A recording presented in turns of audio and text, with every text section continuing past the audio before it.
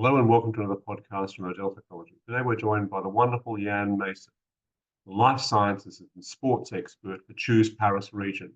Hello, Yann. Thanks, Stephen. Nice to see you again. And Yann, thank you for joining us again. I was hoping you wouldn't mind telling the audience about how you ended up where you are today and your professional background, please. Well, thank you for having me, Stephen. So I'm Yann Masson. I'm the healthtech and sport tech advisor at Choose Paris region. So I actually have a short story because I only started working about 3 years ago.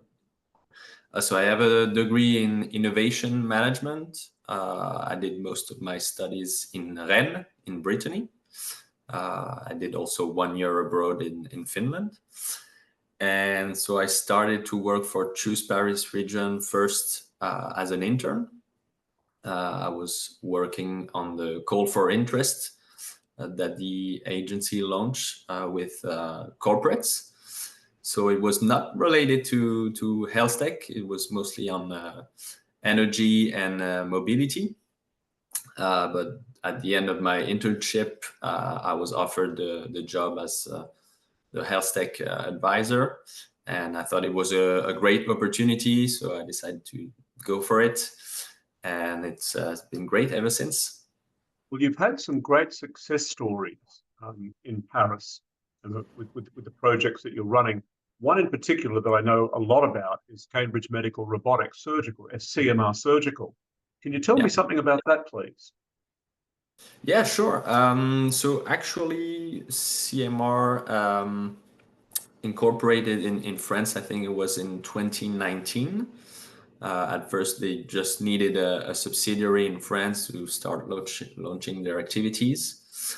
So we just supported them with some information on the legal environment here in France. And then in 2021, they did a big fundraising. I think it was 600 million, probably something like that.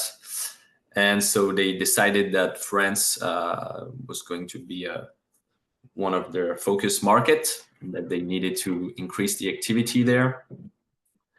So they were looking for actually a new office space.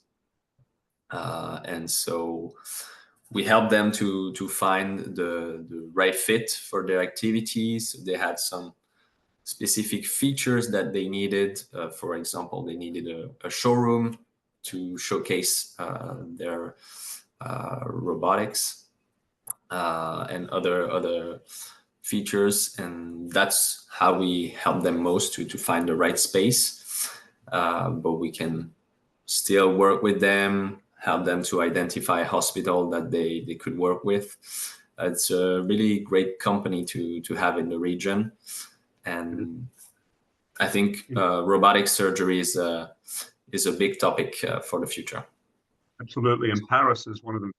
Probably it's outside of the US. It is the largest cluster, and then Catalan follows, of robotic procedures in the world. I think that I'd like you to talk about Paris as a city and as a region, and the great things that Paris offers. I mean, they've got 30 plus public hospitals, the Ramsay chain, Curie Institute, so many, and the Pascal Institute, so many great things that people can access. Would you tell us something about Paris? Yes, sure. Well, indeed, for a life science company, it's a very great place. As you mentioned it, we have a lot of hospitals, so it's easy to launch clinical trials. So in France, most of the hospitals are public hospitals, as you might know. And here in the Paris region, we have the largest hospital network in Europe with the APHP. So it's a network of 39 hospitals, including La Pitié-Salpêtrière, which is one of the biggest hospitals in Europe with, I think, top units in neurology, cardiology, and more. But we also have some great, really expertise center. You mentioned Institut Curie. and we also have Gustave Roussy on oncology. Gustave Roussy is the first cancer hospital in Europe, and they're actually launching a lot of new projects around the hospitals. There's a new cluster in development there. So it's very enthusiastic for companies. They can access really great KOLs that are world renowned. And what's interesting is that all of these hospitals are willing to collaborate with startups, are willing to innovate with startups. So we see a lot of initiatives around that. The APHP launched, for example, the project Hôtel Dieu to implement new solutions in digital health. I think the region now really wants to focus on both the new biotherapies that we will have in the future, and also how to implement digital health more and more in the hospitalization. I think because of the COVID, we saw that there were a lot of flaws in our system, and that digital health will be a great solution for the future. I think France has recently unleashed the Pecan project. It's based in Paris with actually a young man who heads up that entire project. And I think, Yann, you're being very modest. I want to point out that Yann probably knows more people in the French healthcare system than most people because of his network. So he's been able to facilitate many things for many people. He hasn't mentioned that. You've also been doing a lot of collaborative work with various embassies around Paris. I know that you've been to the Finnish embassy and done work there, the Chinese embassy. Can you tell me something about the work you've been doing there? Well, the embassies and trade agencies are great partners for us because they can bring new companies, new projects. So we are very much keen on working with them. Well, with the Finnish embassy, I think it was last year, they brought a delegation of around 10 companies working mostly on medtech and digital health. And they were coming for a specific event called Santexpo. Santexpo is an event happening in May in Paris every year, and it gathers the hospital ecosystem, also companies, some startups, and the purchase groups for the hospitals. And so the delegation was coming for that event, and they wanted to see also some famous sites on healthtech, famous initiatives within the region. So I helped them to find the right opportunities that they could visit. Also help them to connect with some hospitals within the region so that they can develop partnerships, find new opportunities. And we also had a party at the Finnish embassy to finish the week. And yeah, that's very good with my job. I get to go to nice places also, especially embassies. You've got a great job. I think you've got a fabulous job. You also do a lot of work with European partners, the EU projects in Paris. In fact, I think you do an extraordinary amount there, and you're very well connected to a lot of those particular projects. Are there any that you can use as a case study? Well, with Europe right now, we launched last year a project called Choose Europe with other FDI agencies in Europe, and the idea is to do this communication campaign about why companies should choose Europe. So I think they did today a specific promotion post on LinkedIn for the Paris region. And we are also starting to do some trade fairs, exhibition together. So my colleague Cécile Jupin who's working in the US. She went to a specific exhibition I think it was in Canada, with other people from the different agencies, and to altogether promote the European region under the same banner, the same. They were on the same booth to exhibit, and I think that's a great initiative as well, because well, choosing France is also choosing Europe. It's accessing a big market, and I think that's a great message to tell to the companies that we work with. I think the people that I've talked to in the States, Australia, and sometimes the United Kingdom, people are a little intimidated by the language. And it's great that you're here speaking perfect English. And Thank you. many of the people I know in your organization, including many of the leading research institutes, have a very good command, if not better command, of English than I do. So I think that that's an important thing to point out to people. And a lot of submissions for dossiers can be done in English. Could you tell us something about that? Well, yeah, it's true that a lot of companies, Australian companies, US companies, were choosing to go to the UK because of the culture and the language. Now we see opportunities also with the Brexit, because, well, companies are also looking to have a EU headquarter. So that's very good for us. And yeah, I think there might be some stereotype about the French not speaking good English. To be honest, I think a bit of it is true. No, I think But in Paris you find. Sorry. But when we talk about the research institutions, hospitals, they have some people speaking English. Most of the work is done in English. The scientific publications also need to be in English to get the most visibility. So there should be no fear for startups to go and collaborate with these institutions. I agree. I'm a big promoter of Paris. I'm a big promoter of France and Bordeaux as well, because I think that the people I've encountered over the many years, everyone is quite fluent in English. In fact, their English is much better than mine in many ways. They publish in English. We have submitted dossiers in English in the beginning. Now and people are very accepting. Actually, I'd like to approach you about many of the rapid market access programs that are operating in France. Do you have any knowledge of these?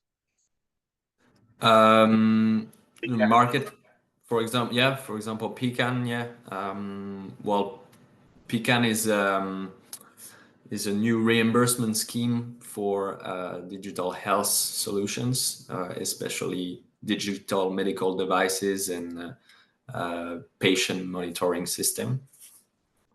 So it was introduced actually this year by the Ministry of Health. And the idea is to accelerate the reimbursement of these solutions. It's a bit similar to what the Germans have with the DIGA process. So the idea is that the companies that will apply to this scheme will benefit from 1 year of reimbursement for their solution.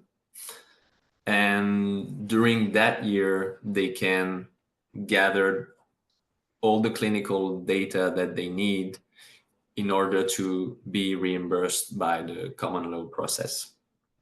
So it's mostly for innovative solutions that don't have at the moment the data, but with the reimbursement, they can more easily finance the research and gather all the data in order to benefit afterwards from it's actually I think it's a much better scheme than DIGA right now. So yeah, could you tell me a bit about the services that your organization provides for companies wanting to come to France? Yeah, sure. So to tell a bit more about the agency, so we are what we call a FDI agency. Our mission is to promote the attractiveness of the Paris region to international companies. And we help those international companies, we support them to set up a new activity within the region.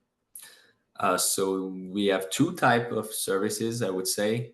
My job is mostly to support companies in getting information on their market here in the region, finding opportunities, understand the ecosystem.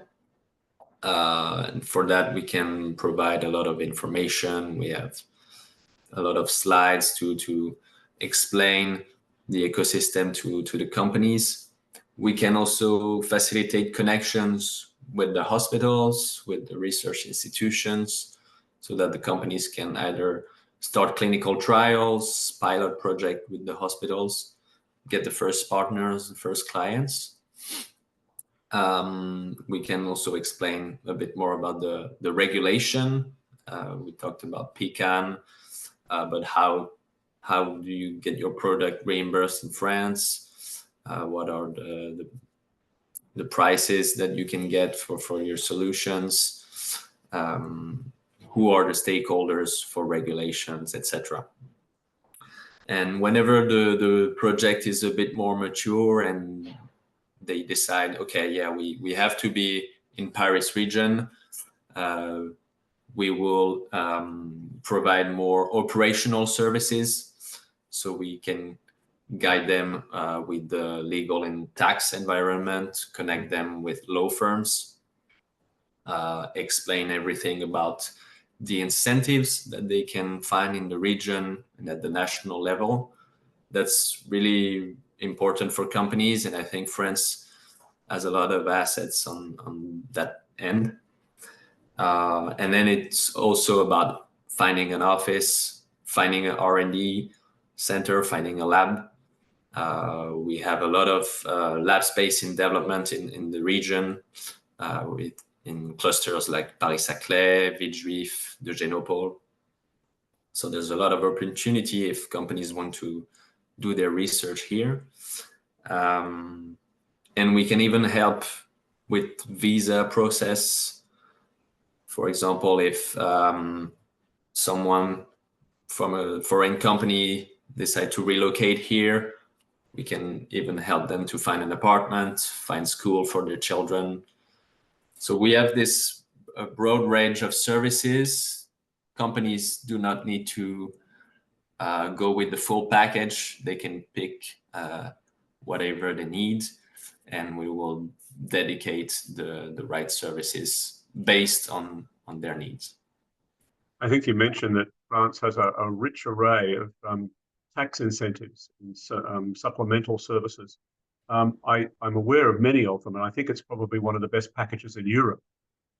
Would you mind telling us something about how companies can actually financially benefit from investing in France? Yes, well, I think France is doing a lot to attract research activities. And we have, I think, probably the best tax credits in Europe, and one of the best in the world. It's called the Crédit Impôt Recherche. It's available for all companies doing research in France. And the tax credit is you get 30% on all your R&D expenses, and you get the money back. It works for companies doing the research in France, but also companies that subcontract their research.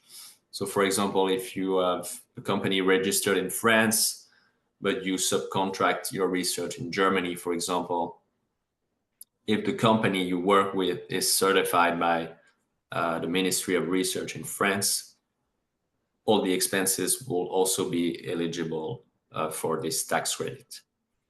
And the expenses for this tax credit, they go from salary to amortization of your equipment, intellectual property. So it's very interesting, and companies should really know about that.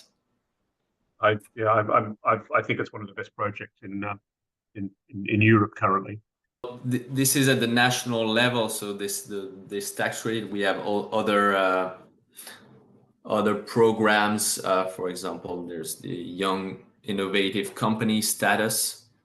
So it's for companies that were started for less than 7 years, for startups basically. They can get that they will not pay some taxes during the first years. For example, the corporate tax and some salary tax, they will be exempted from that. So if you are looking to start a company, this can be a really good scheme for you. We also have now the France 2030 program. The government launched in 2021. It's mostly about reindustrializing the country, but there's a lot of call for projects going on with the BPI, the French investment bank. And so there's a lot of opportunities also there if you want to start a manufacturing site in France. It covers different sectors, from green tech to health tech, mobility. You have opportunities in all those sectors. And if we look at the regional level in Paris region, the region is also keen on investing on R&D projects. So we have a grant that is available for companies.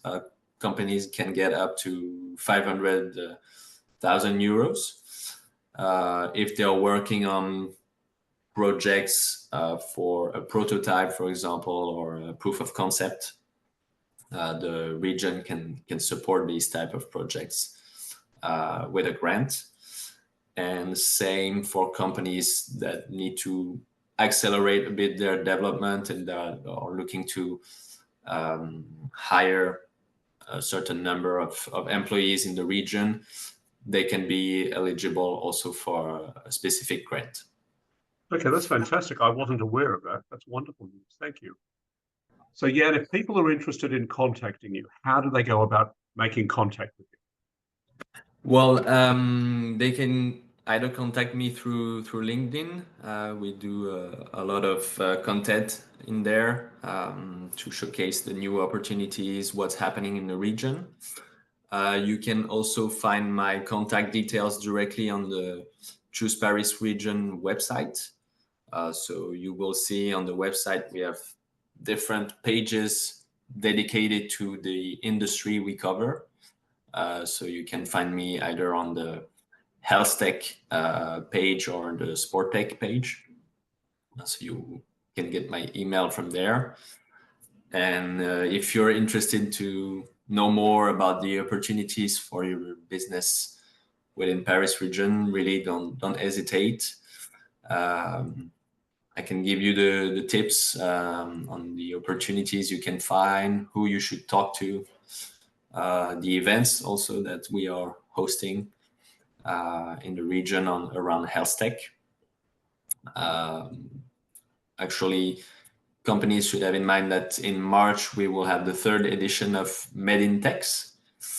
It's an event for medtech and digital health companies. It's free for visitors, so the public will be able to come, but also the hospitals will be there, researchers, startups. And this year they really want to have more and more international companies. They want to have an international pavilion.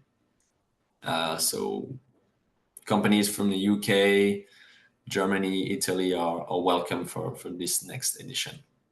And what dates were they, Yann? It's in March. I think it's 11 and 12 of March.